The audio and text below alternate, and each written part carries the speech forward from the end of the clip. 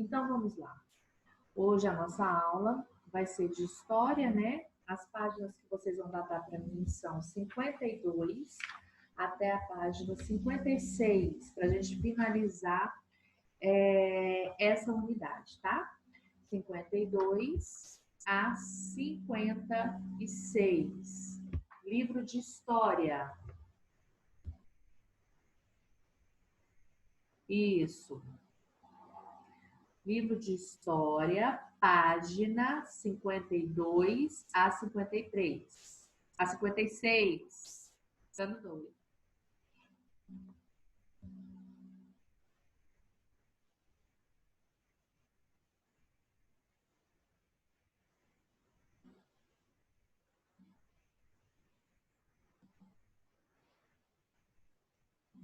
É o seguinte, meninos.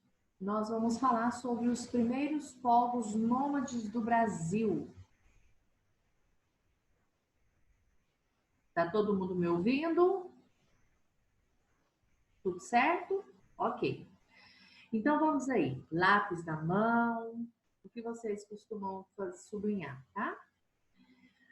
Os primeiros povos de que se tem notícia no Brasil, eles viviam num território cuja fauna e a flora eram completamente diferentes das atuais, dos dias atuais. Por quê? Porque o clima naquela época era diferente, certo? Não é igual o clima de agora. Por isso que a fauna e a flora eram diferentes, entendeu? Muito diferentes dos tempos atuais, certo? Chegando naquela época, o clima ele era bastante seco e frio, muito frio. Por isso a vegetação era predominantemente, gente, de campos, cerrados e caatinga. Nesse período havia, olha o que tinha nessa época: mastodontes, tatus gigantes, mas eu tô falando de tatus, gente, do tamanho de um carro pequeno. Imagina? Misericórdia. Mas existia naquela época. Preguiças gigantes, também do tamanho de carro pequeno, e muitos outros animais. Eles eram caçados por povos, gente, que se alimentavam desses animais. Depois veio um período com seca ainda maior. Então, naquela época, estava seco, né? Era seco o clima.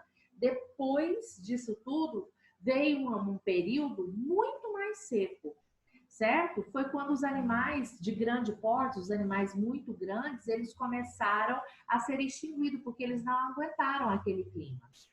Os povos, eles eram chamados de nômades. Por quê? Vão aí, por favor, no terceiro parágrafo para sublinhar sobre quem eram esses povos nômades. Terceiro parágrafo. Terceiro parágrafo. Os povos eram nômades, ou seja, não se fixavam num único lugar. Ora utilizavam cavernas como abrigos temporários, ora construíam tendas com madeiras e cobertura de pele de animais em campos. Alimentavam-se da coleta de frutos e da caça de animais. Então, há indícios, como fala aí no livro, de que esses mesmos povos, eles utilizavam instrumentos muito rudimentares, entendeu? Feitos de pedra. Vocês chegaram aí com a gente, comigo não, mas com outra tia, no caso, no museu, o ano passado, que tinham pedras, que eram na Praça Cívica? Chegaram aí? Então, nesse museu, tinha esses instrumentos, entendeu? Que eram feitos de pedras. Pedras mesmo, gente, tipo assim, que imita faca, que imita, tipo, serrote, entendeu? Eles conseguiam, tipo, lapidar essas pedras para ter o formato de instrumentos para poder serem utilizados para cortar a carne dos animais, para caça, entendeu? É bem interessante mesmo. No Brasil, os vestígios mais antigos desses povos estão localizados nos sítios arqueológicos na Serra da Capivara, que fica na região São Raimundo Nonato, que fica lá no Piauí, no estado do Piauí. Em cavernas é possível encontrar milhares de pinturas rupestres feitas com tinta obtida pela mistura de óxido de ferro, cera de ouvido, etc. Agora vocês conseguem imaginar? Pintava-se com a cera de ouvido, misturava com esse óxido de ferro aí, misturava e fazia as pinturas rupestres nas pedras, entendeu? Nas cavernas. Vocês já chegaram a ver essas cavernas? Essas pinturas? Em filmes aparece muito isso, relata muito isso. Mas também é interessante vocês darem uma olhada no YouTube, que mostra, não precisa ser no YouTube não, no Google mesmo, vocês podem entrar e jogar assim, pinturas rupestres, entendeu? Aí lá vai aparecer. Continuando, na página 53 eu estou, tá? Na quarta linha, quem quiser acompanhar.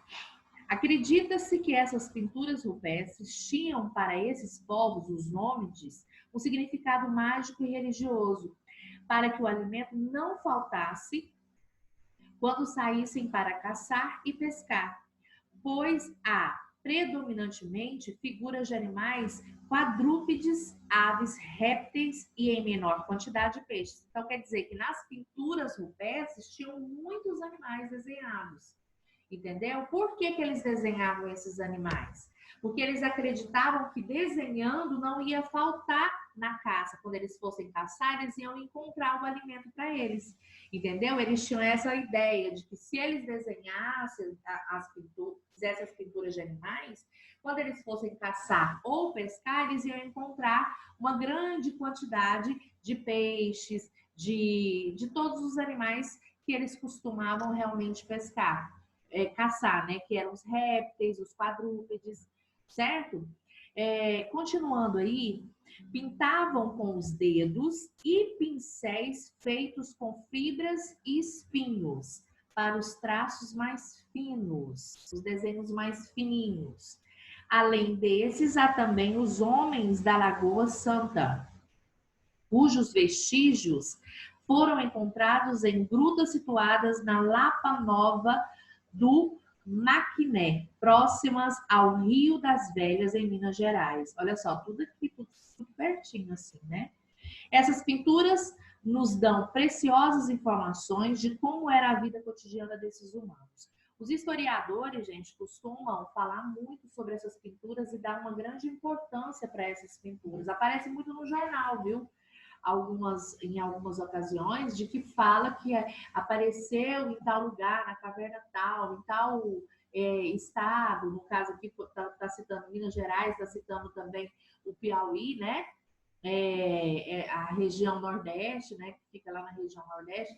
Então, está falando que fala-se muito sobre essas pinturas que apresentam, o que é muito interessante, você poder olhar na pintura e imaginar como é que essas pessoas viviam, né? É muito interessante. Já nas florestas do sul também havia o povo de tradição Humaitá. Era um grupo, vamos aí, o último parágrafo da página 53. Vocês vão sublinhar. O povo, na primeira linha, da tradição Humaitá. Era um grupo diferente, porque não conhecia o arco e flecha, alimentava-se de frutos silvestres e não tinha tanta habilidade como o povo de Umbu, que eram seus vizinhos. Então, esses povos aí, com essa tradição, que se fala Humaitá, eles não utilizavam nem o arco e nem a flecha, entendeu? Para poder caçar. E eles só se alimentavam de frutos, né? Que eles encontravam na floresta. Já lá nos campos do sul, gente, há a existência de um povo de tradição Umbu, que é essa que citou aí. eles utilizavam muito o arco e a flecha na caça. E também fala-se muito que eles eram um povo caçador, que utilizavam uma espécie de arma com 2 ou 3 bolas amarradas por uma tira de couro. Ela é chamada de boleadeira. Então, aí citou que no Campo Sul havia um povo de tradição umbu, certo? E eles utilizavam muito a caça e a pesca. Já nas florestas do sul, existia um povo com tradição, o Maitá. Esses não costumavam utilizar o arco e a flecha, e eles se alimentavam basicamente de frutos que eles encontravam na própria floresta. Ok? Alguma dúvida? Nenhuma dúvida? Na página 54 e na página 55, tem uma atividade bem legal para vocês fazerem, mas a gente vai primeiro, eu vou terminar a gravação aqui primeiro, para a gente falar sobre essa atividade aí, tá certo?